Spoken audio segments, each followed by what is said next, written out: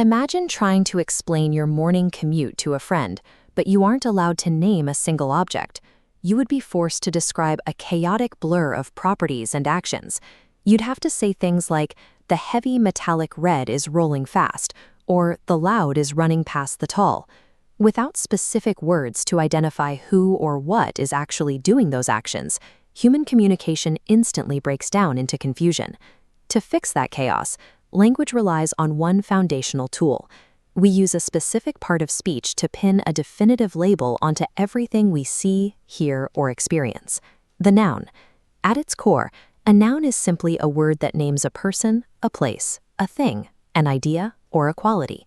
If a word in your sentence answers the question, who is this about, or what is this, it is actively doing the job of a noun. They do the quiet, essential work of taking an overwhelming universe of raw sensory data and organizing it into a categorized, understandable reality. The easiest place to start mapping this reality is with concrete nouns. These form our physical map, the items we can directly experience with our five senses. You can see them, you can physically assemble them, and if you aren't careful, you can drop them on your foot. Bicycles, metal frames, and tires all fall into this category. Within this physical realm, English categorizes objects by how we measure them. Specifically, it looks at whether or not an item can be counted individually. Countable nouns are items with clear boundaries. A backpack is a distinct, singular object. If you acquire another one, you now have two backpacks, utilizing a clear plural form. Contrast that with uncountable nouns, sometimes called mass nouns. We treat these as a whole, continuous substance that doesn't naturally take a plural form. Think of things like water, advice, or furniture.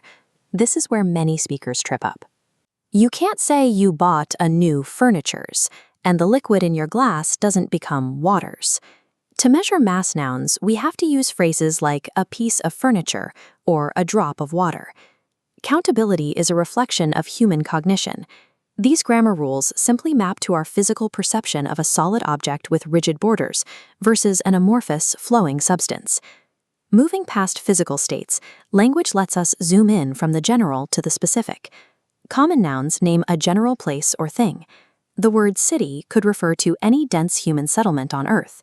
Proper nouns provide a unique label for one specific entity. In Lahore, the general concept of a gate is narrowed down to the historic Delhi Gate. This exact specificity is why proper nouns get capitalized.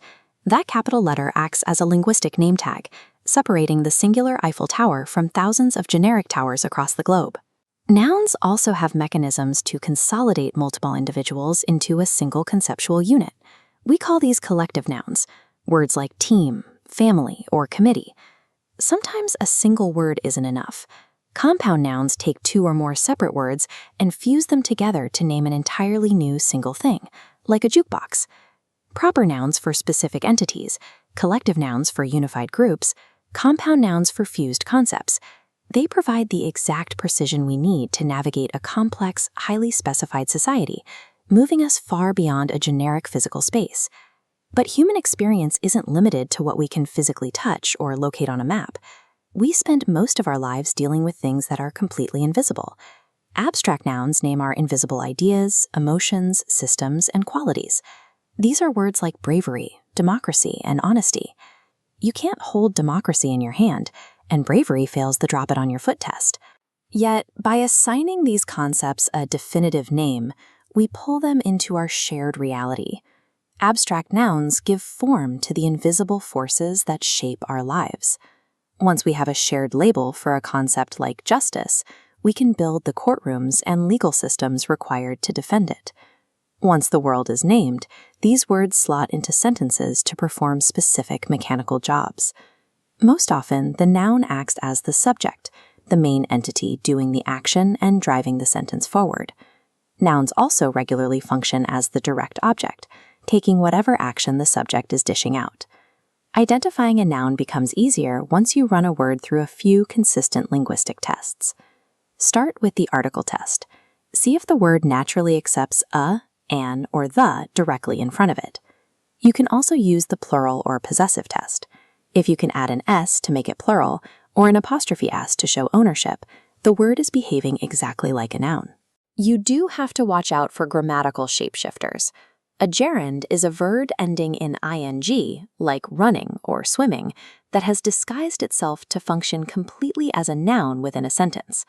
In the architecture of a sentence, verbs provide the kinetic energy, and adjectives paint the descriptive color. The noun provides the solid ground they all stand on. These words are the fundamental architecture of our shared perception. Nouns turn an overwhelming stream of raw experience into a structured universe that we can finally name, categorize, and share.